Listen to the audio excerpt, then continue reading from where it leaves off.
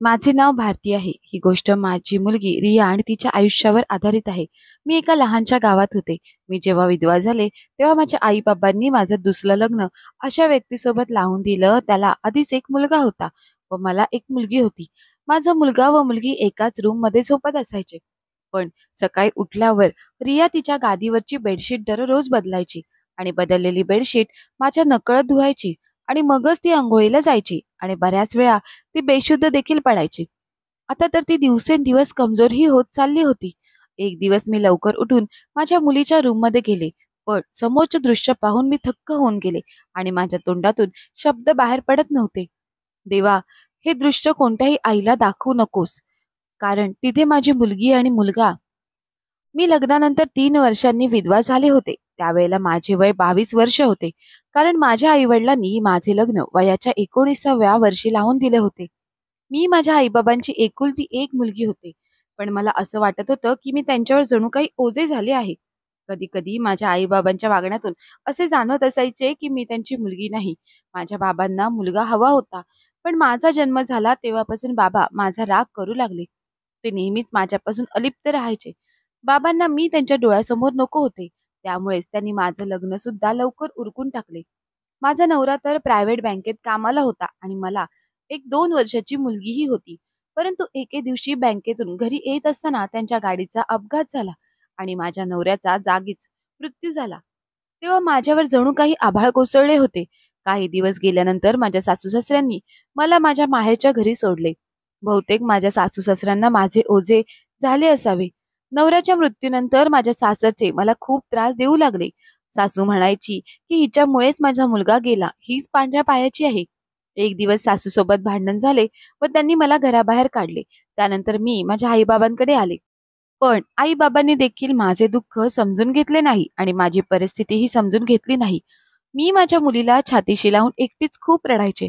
त्यानंतर काही दिवसांनी माझ्या आई-बाबांनी माझे लग्न एका अशा व्यक्तीबरोबर लावून दिले, ज्याला आधीच एक मुलगा होता आणि मला एक मुलगी होती.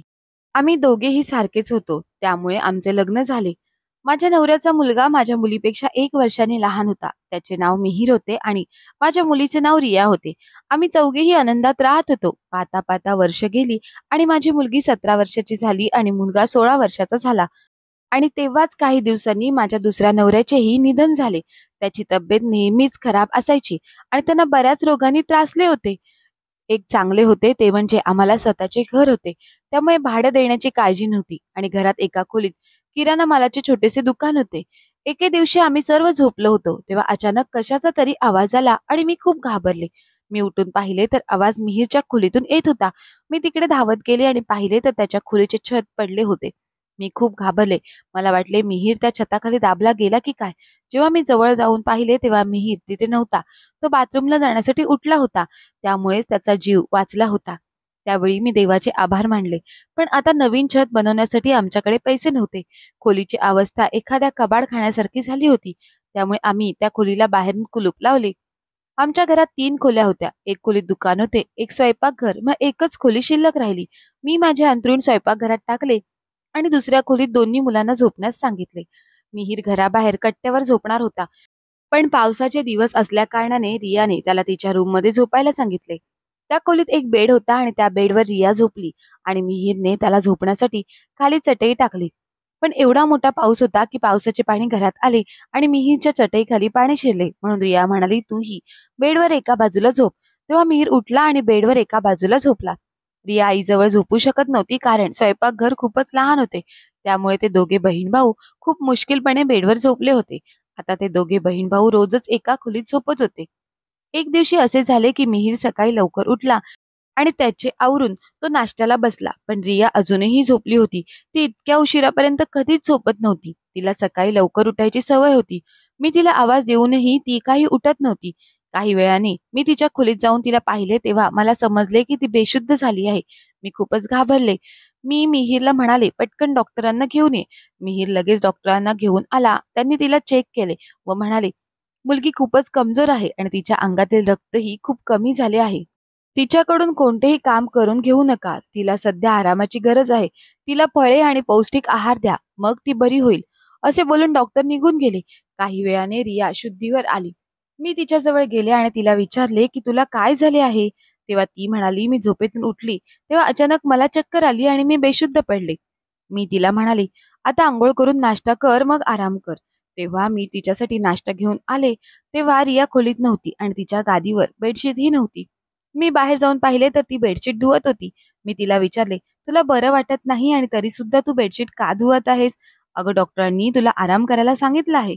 मी तिला मोठ्या आवाजात म्हणाले, पटकन उठ आणि तुझ्या खोलीत जाऊन नाश्ता कर.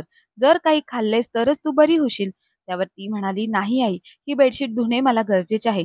अगं बेडवर टाकण्यासाठी आपल्याकडे एकच तर बेडशीट आहे. मी म्हणाले, अचानक ही बेडशीट धुण्याचे भूत तुझ्या अंगात कसे आले आणि एवढी काही बेडशीट खराब झाली नव्हती की तू लगेचच तिला धुणे गरजेचे आहे.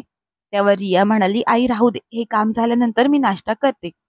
बेडशीट धुवून झाल्यानंतर रिया ती बेडशीट वाळत घालण्यासाठी गच्चीवर गेली आणि नंतर तिने नाश्ता केला आणि मग ती झोपली. मिहीर सुद्धा कामावर गेला होता. त्याचे फक्त 10वी पर्यंत शिक्षण झाले होते आणि तो आता स्टेशनरीच्या दुकानामध्ये कामाला लागला होता. तो खूप मेहनती मुलगा होता. मी आमच्या घरातील दुकान चालवत होते. त्या दिवशी तो मला म्हणाला, मी जेवण करून आलो आहे. तो घरी खूप उशिराने आला होता. रिया जेवण करून तिच्या खोलीत आधीच झोपली होती आणि मिहीरही तिथे जाऊन झोपला. मी ही स्वयंपाक रूममध्ये अंथरूण टाकून झोपले. परंतु जागा बदलल्यामुळे मला काही झोप येत नव्हती. मला माझ्या दुसऱ्या नवऱ्याची आठवण येत होती. माझा दुसरा नवरा खूपच चांगला होता.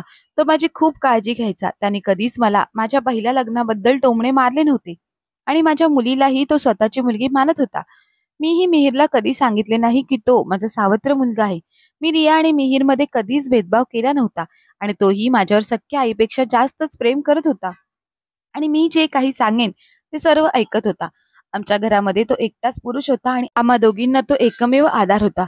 तो त्याचे काम ही चांगल्या प्रकारे करत होता. मी त्याला सांगितले होते की त्याने त्याचे पुढील शिक्षण बाहेरून पूर्ण करावे, कारण त्याच्याकडे जर एखादी चांगली डिग्री असेल तर त्याला चांगली नोकरी सुद्धा मिळेल. त्यामुळे आता तो काम करत शिकूही लागला होता. आज सकाळी पुन्हा एकदा असे झाले की ते पाहून मी चकित झाले. आज पुन्हा एकदा रिया बेशुद्ध पडली होती आणि ह्यावेळेस ती पूर्णपणे पिवळी पडली होती. मी पुन्हा एकदा डॉक्टरांना घरी बोलवले. डॉक्टर म्हणाले की मी तुमच्या मुलीला आराम करायला सांगितला होता. तुम्ही तिला खायला काय दिले होते? मी म्हणाले, तिने भाजी भाकरी खाल्ली होती आणि काही फळे खाल्ली होती. आणि डॉक्टर, मी दिवसभरात तिच्याकडून कोणतेही काम करून घेतले नव्हते. यावर डॉक्टर म्हणाले, मग अचानक असे कसे झाले? तुम्ही या गोष्टीला सिरियसली घ्या, नाही तर तुमच्या मुलीच्या जीवाला धोका निर्माण होऊ शकतो. कारण अशा प्रकारे अचानक बेशुद्ध पडणे आणि काही तास बेशुद्धच राहणे ही काही साधारण गोष्ट नाही. डॉक्टरांनी सक्तीने सगळं सांगितलं आणि ते निघून गेले. काही वेळानंतर रिया जेव्हा शुद्धीवर आली तेव्हा मी तिला म्हणाले, आज जर तू काही काम केलेस तर माझ्याशिवाय दुसरे कोणीही वाईट नसेल. तरीही काही वेळाने मी तिच्या खोलीत गेले तर ती खोलीत नव्हती. बाहेर येऊन पाहिले तेव्हा ती पुन्हा एकदा बेडवरची बेडशीट धुवत होती. पण त्यावेळी मी तिला लांबूनच पाहत होते. हे काही साधारण नव्हते. ती बेशुद्ध पडून उठल्यानंतर बेडशीट का धुवायची आणि नक्की हे सर्व काय चाललं आहे, हा प्रश्न माझ्या समोर येऊ लागला. जेव्हापासून मिहीरने रियाच्या खोलीमध्ये झोपायला सुरुवात केली होती तेव्हापासून ती असंच करत होती आणि बेशुद्धही तेव्हापासूनच पडायला लागली होती. मिहीर तिच्यासाठी सावत्र भाऊ होता, पण लहानपणापासूनच ते एकत्र वाढले होते. त्या दोघांमध्ये तर सख्या भाऊ बहिणीप्रमाणेच प्रेम होते. मग असे का होत होते आणि माझ्या मुलीची तब्येत दिवसेंदिवस का खराब होत होती? मी तिला पाहून फक्त रडायचे आणि माझ्या मनात हा विचार यायचा की एक स्त्री तेव्हाच कमजोर होते जेव्हा ती एका मुलाला जन्म देते, कारण तेव्हा तिच्या अंगात अजिबात ताकद राहत नाही. पण तरुण मुलगी बेशुद्ध व्हायला लागली ही काही साधारण गोष्ट नाही. दुसऱ्या दिवशी तिने बेडशीट धुतली आणि गच्चीवर वाळत घालायला गेली. मी सर्व स्वयंपाक घराच्या खोलीतून पाहत होते. त्यानंतर ती पुन्हा तिच्या जागेवर येऊन पांघरून घेऊन झोपली, कारण मला काही माहीत होऊ नये की बेडवर बेडशीट आहे की नाही. त्यानंतर मी तिला नाश्ता दिला आणि औषधही दिली. माझा नवरा गेल्यापासून आमचे किराणा मालाचे दुकान काही चांगले चालत नव्हते, कारण त्यासाठी आधी दुकानात सामान असावे लागते आणि दुकानात सामान भरायला आमच्याकडे पैसेही नव्हते. फक्त लहान मुले चॉकलेट बिस्किट घ्यायला यायची आणि 5-10 रुपये घेऊन यायची. अशा प्रकारे तर दुकान चालणार नव्हते, म्हणून मी खूप टेन्शनमध्ये होते. पण याबद्दल मी माझ्या मुलांना कधीच सांगितले नाही. डॉक्टरने तर सांगितले होते की मुलीला चांगले पदार्थ खायला द्या, पण घरात तर डाळ भात खाण्यासाठी सुद्धा पैसे नव्हते. आता घर खर्च करणे सुद्धा मुश्किल झाले होते. आम्ही असेच हालाकीचे दिवस काढत होतो. एक दिवस मी रिया व मिहीर यांना काहीतरी बोलताना ऐकले, पण त्यांचे बोलणे मला नीट समजले नाही. मिहीर म्हणत होता, "तू तर आत्तापासूनच तुझी तब्येत खराब केली आहेस. असं करून कसं चालणार? जर तुला एवढा त्रास होत होत आहे, तर आपण हे सर्व कसे करू शकणार? ते तर शक्यच होणार नाही." तेव्हा रिया म्हणाली, "नाही, 2-4 आठवड्यांची तर गोष्ट आहे. त्यानंतर ही वेळ पडणार नाही." हे सर्व काय चालले होते मला काहीच समजत नव्हते. ते दोघं कशाबद्दल बोलत होते हा प्रश्न मला पडला होता. एक दिवशी तर मी असे काही पाहिले जे पाहून मी तर थक्कच झाले. सकाळी सकाळी रियाने बेडशीट धुवून पुन्हा गच्चीवर वाळत घातली आणि खाली येऊन ती एका कोपऱ्यात येऊन उलट्या करत होती. मी म्हणाले, "काय झाले तुला?" तेव्हा ती घाबरली आणि म्हणाली, "अचानक मला घाबरल्यासारखे वाटत आहे." मी म्हणाले, "याचा अर्थ काय? कशामुळे तुला घाबरल्यासारखे वाटत आहे? तू असं काय खाल्लं आहेस की तुला उलट्या झाल्या आणि तू दररोज बेडशीट का धुवत आहेस? रिया, तू माझ्यापासून काय लपवत आहेस का? जर तू असे काही चुकीचे केले आणि त्यामुळे जर माझी मान खाली गेली, तर मी तुला कधीच माफ करणार नाही." माझ्या बोलण्याने ती अजूनच घाबरली आणि म्हणाली, "आई, तू अशी का बोलतेस? अगं, जो विचार तू करत आहेस असे मी काहीही केले नाही. आणि तू असा कोणता सिनेमा पाहिला आहेस किंवा कोणी तुझे कान भरत आहे म्हणूनच तू अशा प्रकारे चुकीचा विचार करून बोलत आहेस? मी असे करेन का? आणि जर मी ही बेडशीट धुतली तर काय झाले? बेडशीट घाण झाली होती त्यामुळे धुतली. आणि आई, तुला माहीतच आहे की गेल्या काही दिवसांपासून माझी तब्येत खराब आहे. औषधं खाल्ल्यामुळे मला मळमळ होते आणि जर मला उलटी झाली तर याचा अर्थ तू जे काही समजतेस तसं होत नाही." एकतर मला तिचा राग आला होता आणि त्या रागाच्या भरातच मी तिच्या कानशिलात मारली. तेव्हा ती लगेच जमिनीवर पडली. तेव्हा अचानक मिहीर तिथे आला आणि म्हणाला, "आई, तू हे काय करत आहेस? तू ताईवर हात का उचललास?" मी त्याला म्हणाले, "हो, मी तिला मारले. तिच्यावर हात उचलला. पण मला आता असे वाटते, की हे मला खूप अगोदर करायला हवं होते. पण मी अजूनही त्या गोष्टीवर पोहोचले नाही. पण ज्यावेळेस मला तुम्हा दोघांबद्दल काही चुकीचे समजेल किंवा दिसेल, तेव्हा तुम्हा दोघांचे मी काय करेन हे बघा." मी भान हरपून त्या दोघांना माझ्या तोंडात जे येईल ते बोलत होते. खरं तर मी त्या दोघांना असे बोलायला नको होते, पण ते दोघे जे काही वागत होते, त्यामुळे मी त्यांना असे काही बोलले. त्यानंतर त्याच रात्री अचानक मला जाग आली आणि जेव्हा मी पाहिले की माझ्या मुलीच्या खोलीची लाईट चालू आहे, तेव्हा माझ्या मनात आले की यावेळेला हे काय करत असतील? खरं तर यावेळेला त्या दोघांनीही झोपायला हवे होते. तेव्हा मी त्यांच्या खोलीच्या जवळ गेली, तर ते दोघेही एकमेकांसोबत बोलत होते. त्यांना कोणत्यातरी गोष्टीचा आनंद झाला होता. माझा मुलगा बोलत होता, "आपण खूप नशीबवान आहोत. अरे मिहीर, पण उद्या जेव्हा माझी तब्येत पुन्हा खराब होईल, तेव्हा आईला खूप टेन्शन येईल ना. आपण असे किती दिवस आईबरोबर खोटं बोलणार आहोत?" त्यावर मिहीर म्हणाला, "फक्त आणखी काही दिवस, मग सर्व काही ठीक होईल." मी त्याचे बोलणे ऐकून थक्क झाले. आज मला राहवले नाही. मी खोलीचा दरवाजा उघडण्याचा प्रयत्न केला. तेव्हा आश्चर्य वाटले की त्यांनी दरवाजा आतून बंद करून घेतला होता. त्यांनी आतून दरवाजा बंद करण्याचे काय कारण होते? दरवाजा खूप वेळ वाजवला, पण त्या दोघांनी दरवाजा उघडायला अर्धा तास लावला. त्यानंतर जेव्हा मी खोलीमध्ये गेले, तेव्हा त्यांनी असा चेहरा केला, की जसे काही ते झोपेतून जागे झाले आहेत. मी विचारले, "दरवाजा उघडायला एवढा वेळ का लागला?" तेव्हा ते दोघेही म्हणाले, "आम्ही खूप गाढ झोपलो होतो, त्यामुळे जाग आली नाही." मी म्हणाले, "तुम्ही दोघेही खोटं बोलत आहात. तुम्ही तर दोघेही जागे होतात आणि काहीतरी बोलत देखील होतात." त्यावेळी मला रियाच्या हातावर निळ्या रंगाचे काहीतरी निशाण दिसले. तिच्या हाताला नीळ लागली होती. तिला जखम झाली होती. तिला नक्की कसला मार लागला होता हे काही मला समजत नव्हते. मी तिला विचारले, "काय झाले?" त्यावर ती काहीच बोलली नाही. माझी मुलगी माझ्यापासून काही ना काही लपवतच होती. कधी बेशुद्ध पडत होती, तर कधी तिच्या शरीरावर कसले तरी निशाण दिसत होते. तर कधी ती उठून तिच्या बेडवरची बेडशीट धुवायला जायची. मला असे वाटत होते, की मी एक तरुण मुलीला व मुलाला एका खोलीत झोपायला द्यायला नको होते. चूक तर माझीच होती. मलाच या सर्व गोष्टींकडे लक्ष द्यायला हवे होते. मीही तर रियाचा सावत्र भाऊ होता, पण माणसाची नियत बदलायला वेळ लागत नाही. या वयात मुलांना जर वाईट संगत मिळाली, तर मुलांकडून चुका होणारच. मी सावत्र बहिणीला भावाला एकाच रूममध्ये झोपू देत होती आणि जर ह्या विचाराप्रमाणे काही घडलं असेल, तर मग सगळा दोष माझाच असेल. आता मी माझ्या मुलावर आणि मुलीवर लक्ष ठेवून होते. एक दिवस मीही रियाला त्याच्या खिशातून काहीतरी काढून देत होता. मी त्यांचे बोलणे ऐकत होते. तो म्हणाला, "या गोळ्या तुला जो त्रास होत आहे त्याच्यासाठी आणल्या आहेत. या गोळ्या घे, सर्व काही ठीक होईल." त्याने माझ्या मुलीला त्या गोळ्या गुपचूप दिल्या. मी हैराण झाले की रियाला असा कोणता त्रास होत आहे जो मला माहित नाही आणि हा मुलगा तिला गोळ्या देऊन तिचा त्रास कमी करणार आहे. गोळ्या मला जरा वेगळ्याच वाटत होत्या. त्या गोळ्या माझ्या मुलीने पटकन तिच्या हातात घेतल्या आणि मी बघेन म्हणून तिच्या ओढणीत लपवल्या. मिहीर तिला म्हणाला, "ह्या गोळ्या तू रात्री झोपण्यापूर्वी खा. यामुळे तू दुसऱ्या दिवशी बेशुद्ध पडणार नाहीस." आणि त्यानंतर रिया 2-3 दिवस बेशुद्ध पडलीच नाही. पण बहुतेक एक दिवस तिने त्या गोळ्या घेतल्या नाहीत म्हणून ती बेशुद्ध पडली. यावेळी मिहीर घरी नव्हता म्हणून मी संधीचा फायदा घ्यायचे ठरवले. रिया बेशुद्ध होती म्हणून गादीवरची बेडशीट मी ओढून बघितली. बेडशीट घेऊन मी माझ्या खोलीत निघून गेले. मला ती बेडशीट उघडून पाहायचे होते की त्याच्यावर नेमकी असं काय लागलेलं असतं की माझी मुलगी सकाळी उठल्यावर रोज ती बेडशीट धुवायला घेते किंवा ती आजारी असतानाही तिचा विचार करत नाही, रोज ती बेडशीट धुतेच. मी ती बेडशीट उघडून पाहिले तर मला आधी काही दिसले नाही, पण जेव्हा मी लक्षपूर्वक पाहिले तेव्हा पाहून मी घाबरले, कारण त्या बेडशीटवर पांढरे पांढरे बारीक केस होते. संपूर्ण बेडशीटवरच बारीक बारीक पांढरे केस पसरलेले होते. ते केस पूर्ण बेडशीटवर पसरले होते.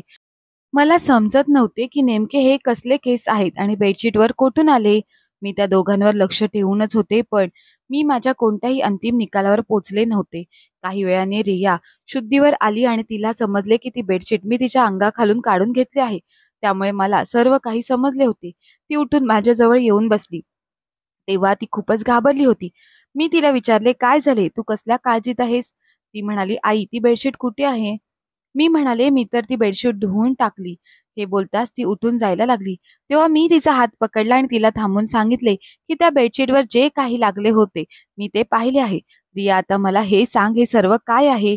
तू माझ्यापासून काय लपवत आहेस? एवढ्या दिवसात जे काही चालले आहे, त्याचा मला खूप त्रास झाला आहे आणि त्यामुळे माझ्या डोक्यात खूप वाईट विचार येतात." ती पुन्हा माझ्याजवळ येऊन बसली आणि रियाने पुन्हा सर्व काही सांगण्यास सुरुवात केली. ती म्हणाली, "आई, तू जे काही समजत आहेस तसं काहीच नाही. आम्ही दोघांनी पाहिले आहे. आई बाबा गेल्यापासून घराची परिस्थिती काही बरी नाही. आपले किराणा दुकान सुद्धा व्यवस्थित चालत नाही आणि आणि मिहीरलाही त्याच्या कामाचे पाहिजे तेवढे पैसे मिळत नाहीत. त्यामुळेच मिहीर ज्या दुकानात काम करतो त्या व्यतिरिक्त अजून तो दुसरे काम करण्याच्या विचारात आहे. एक दिवशी मिहीरच्या एका मित्राने त्याला एक काम दिले. त्याच्या मित्राकडे एक विशिष्ट जातीच्या 3 ते 4 मांजरींची पिल्लं होती. त्या मांजरीची किंमत हजारो रुपयात आहे. पण ती पिल्ले काही दिवस सांभाळणे त्याच्याकडून शक्य नव्हते. कारण तो त्याच्या एका महत्त्वाच्या कामासाठी बाहेरगावी जाणार होता आणि त्या पिल्लांना सांभाळण्याची जबाबदारी त्याने मिहीरवर सोपवली आहे. त्या कामासाठी त्याने मिहीरला खूप सारे पैसे दिले आहेत. मिहीर दिवसभरात दुकानात जाऊन काम करत असायचा. तेव्हा तो त्याच्यासोबत घेऊन जायचा आणि स्टोअर रूममध्ये कोपऱ्यात ठेवायचा. पण रात्री परत येताना त्या मांजरांच्या पिल्लांना तो घरी घेऊन येत असायचा आणि मग त्या पिल्लांचा सांभाळ करायचा आणि त्याच मांजरांचे केस बेडशीटला लागलेले असायचे. त्यामुळे ती बेडशीट मी सकाळी उठल्यावर धुवून टाकायचे, कारण मला माहीत आहे तुला पाळीव प्राणी आवडत नाहीत आणि त्यामुळेच आम्ही जे काही काम करत आहोत ते तुला सांगितले नव्हते. पण नंतर मला माहीत पडले की ह्या मांजरांच्या पिल्ल्यामुळे मला ॲलर्जी आहे. त्यामुळे मी सकाळी बेशुद्ध पडायचे. मिहीरने ज्या गोळ्या आणून दिल्या होत्या त्याचा उपयोग करून ती ॲलर्जी दूर करण्यासाठी डॉक्टरांनी त्याच्याकडे दिल्या होत्या. आई, मिहीरचा मित्र खूप श्रीमंत आहे आणि ह्या कामासाठी तो आम्हाला खूप पैसे देत आहे. तो आम्हाला एक दिवसाचे 2,000 रुपये देत आहे. आणि आज त्या मांजरांच्या पिल्लांना सांभाळण्याचा शेवटचा दिवस होता, कारण तो आता त्या पिल्लांना दुसऱ्या शहरामध्ये विकायला घेऊन जात आहे आणि आम्ही यातून एवढे पैसे कमवले आहेत की आता आपल्या त्या खोलीचे छत सुद्धा दुरुस्त करता येईल. तसेच घरातील राशन पाणी सुद्धा आपण भरू शकतो. आम्हाला माहित आहे तुला पाळीव प्राणी आवडत नाही, त्यामुळे आम्ही तुला याबद्दल काहीही सांगितले नाही. पण तू आमच्याबद्दल माहिती नाही नको तो विचार करून आमच्यावर एवढा संशय घेतलास किंवा परवा आमच्याबद्दल जे काही बोललीस ते शब्द काळजावर घाव करत आहेत. आई, मला माहित आहे की मिहीर माझा सावत्र भाऊ आहे, पण तो मला सख्या भावापेक्षाही जास्त प्रिय आहे. त्याने प्रत्येक वेळी आपल्या दोघींचा विचार केला आहे. तसे पाहिले तर आपण त्याचे कोण लागतो. त्याचे वडील तर हे जग सोडून गेले आहेत आणि त्याचे मामा आहेत ते खूप श्रीमंत आहेत. तो त्यांच्याकडे जाऊनही राहू शकला असता, पण तरीही तो आपल्याला सोडून गेला नाही, कारण त्याचे आपल्यावर प्रेम आहे म्हणूनच तो आपल्या सोबत राहत आहे. त्याला आपल्याला एकटे कधीच सोडायचे नाही. त्याने मला नेहमी त्याची सख्खी बहीण म्हणून मानले आहे. मिहीर इतक्या वर्षात कधीच माझ्याशी वाईट बोलला नाही किंवा त्याने माझ्याबरोबर कोणतीही वाईट गोष्ट केलेली नाही. आई, आपल्यासाठी तो खूप काही करतो. दिवसभर तो काम करत होता म्हणून मी त्याची मदत करत होती. पण तेव्हा तो म्हणायचा, "ताई, तू झोप, तुझी तब्येत बिघडते." पण दिवसभर तो बिचारा कष्ट करत होता. त्यामुळे मी त्याला म्हणाले, "रात्री तू आराम करत जा. त्या मांजरांच्या पिल्लांची काळजी मी घेईन." त्यामुळे मी त्याची मदत करत होते. रियाचे बोलणे ऐकून आता मला स्वतःचा राग आला होता. मी माझ्या मुलाविषयी किती घाणेरडा विचार करत होते, पण माझी मुले तर कितीतरी पटीने चांगली होती. आम्ही दोघींनी याबद्दल मिहीरला काहीही सांगितले नाही. आता त्याला काही विचारून मला माझ्या मुलाच्या नजरेत उतरायचे नव्हते. काही दिवसानंतर मिहीरच्या त्या खोलीचे छत बदलून घेतले आणि आता आमची खोली नीट झाली होती. त्यानंतर काही दिवसांनी मिहीरचे शिक्षण देखील पूर्ण झाले आणि त्याला एका चांगल्या कंपनीमध्ये नोकरी लागली. रियानेही घरात मुलांचे ट्युशन घ्यायला सुरुवात केली. आता आमच्या घरची परिस्थिती पहिल्यापेक्षा चांगली व्हायला लागली होती. हळूहळू आम्ही आर्थिकदृष्ट्या एवढे चांगले झालो की आता आमच्या घरात काहीच कमी नाही. देवाच्या कृपेने माझी दोन्हीही मुले मेहनती होती. माझ्याबरोबर नशिबाने खूप वाईट केले होते. पण माझ्यासाठी एक गोष्ट चांगली होती, ती म्हणजे माझी दोन्ही मुले खूप गुणी होती. त्यांच्या डोक्यावर वडिलांचे छत्र नव्हते. त्यांना आपल्या घरातील परिस्थिती चांगलीच जाणीव होती. त्यामुळे ते हातावर हात धरून बसले नाहीत. त्यांनी कष्ट करण्याचा मार्ग निवडला आणि आज ते दोघेही यशस्वी आहेत. देवाच्या कृपेने आता सर्व काही ठीक आहे. पण मी जसा विचार केला होता, तसेच जर काही घडत असते तर मी काय केले असते आणि कुठे गेले असते? माझे सर्व काही संपून गेले असते. आता शेवटी एवढेच म्हणते, देवाच्या मनात जे काही असते तेच आपल्यासोबत घडत असते. माझी मुले खूप समजदार आहेत आणि त्यांचे मन साफ आहे. म्हणून काही चुकीचे घडले नाही. पण तरीही मी सर्वांना हेच सांगेन की मुलाबरोबर अशा गोष्टींमध्ये थोडी सावधानी जरूर घ्यावी आणि ही चूक तर अजिबात करू नये, जी मी माझ्या मुलांबरोबर केली होती. मी त्या दोघांना एका खोलीत ठेवायला नको होतं. माझी सर्व पालकांना एकच विनंती आहे की तुम्ही तुमच्या मुलांकडे लक्ष ठेवा. मुलांसोबत प्रेमाने वागा आणि थोडे कठोरही बना. आणि ह्या एका गोष्टीची काळजी घ्या, ती जेव्हा मुले-मुली वयात येतात, तेव्हा त्यांचे अंथरूण वेगळे केले पाहिजे. कारण आजकाल आपण आपल्या आजूबाजूला जे काही घडत असते, ते टीव्हीमध्ये पाहतो किंवा पेपरमध्ये वाचत असतो आणि त्यामुळे प्रत्येकाने सतर्क राहिले पाहिजे. कारण कोणत्या नात्याची गॅरंटी देऊ शकत नाही. मग ते नाते सख्य असो वा सावत्र. मित्र आणि मैत्रिणींनो, आजची गोष्ट तुम्हाला कशी वाटली ती आम्हाला कमेंट्स करून नक्की कळवा. आणि जर गोष्ट आवडली असेल तर गोष्टीला लाईक करा, शेअर करा आणि अशाच नवनवीन गोष्टी ऐकण्यासाठी अजूनही आपल्या चॅनलला सबस्क्राईब केलेले नसेल तर मात्र सबस्क्राईब करायला विसरू नका. धन्यवाद.